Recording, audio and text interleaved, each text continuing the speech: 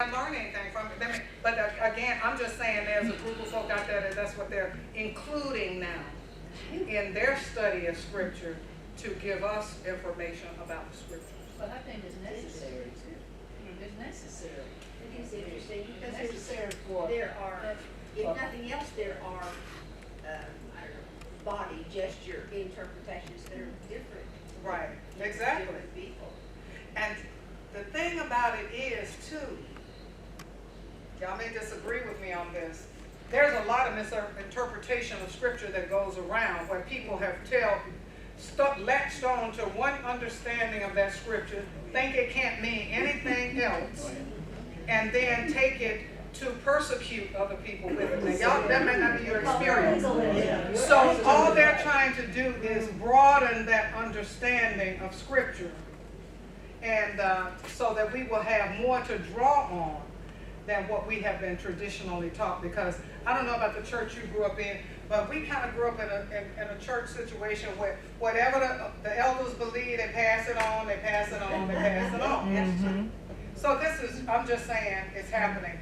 There are people who are studying it, who are committed to studying it, to give us a broader, deeper understanding of it. And I believe what Scripture tells us somewhere in there, we only know in part. Mm-hmm. We think we know it all, but we only know in part. And I believe that God, that's my personal belief, that God creates opportunities for us to learn a little more when we are open to receive. That may be why now it sticks so close to the Scripture storyline. Yes, yes. Although they have given in a little bit from what they used to be in the beginning. Because they used to, I was told that was before my time. Because now you can do it with music, you can do it with, tell the story in different ways as long as you know it. Okay, anything else you want to share? Yes. Just a question, how do you keep, when you're preaching, telling the story, how do you keep it from being entertainment performance and telling the story as your faith perspective? Why can't you be entertained? I don't want it to be simply entertainment. That's up to you to interpret. Because to me, I may or may not have made the point with the story that I did with the talk this morning.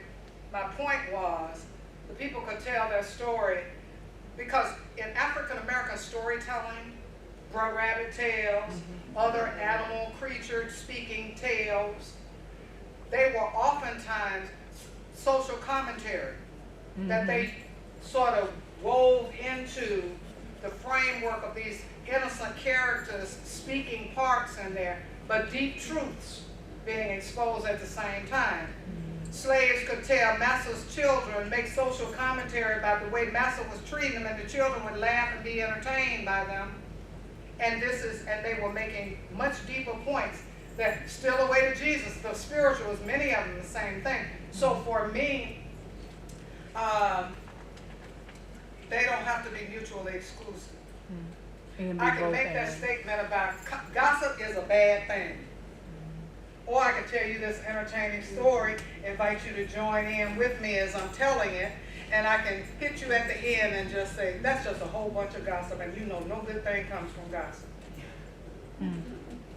Took you 10 minutes to get to it, but you're more likely to remember it having gone through that experience versus the dogmatic teaching that just tells you, don't do this, don't do that, don't do that. Yes. I guess a bit kind of to your question about entertainment and thinking through that, the way that I see it is the intent of what I'm doing. So when I am telling a biblical story, I am not inserting that into I am taking the place of the Bible or discouraging people from reading the Bible as the true word. God doesn't need my help in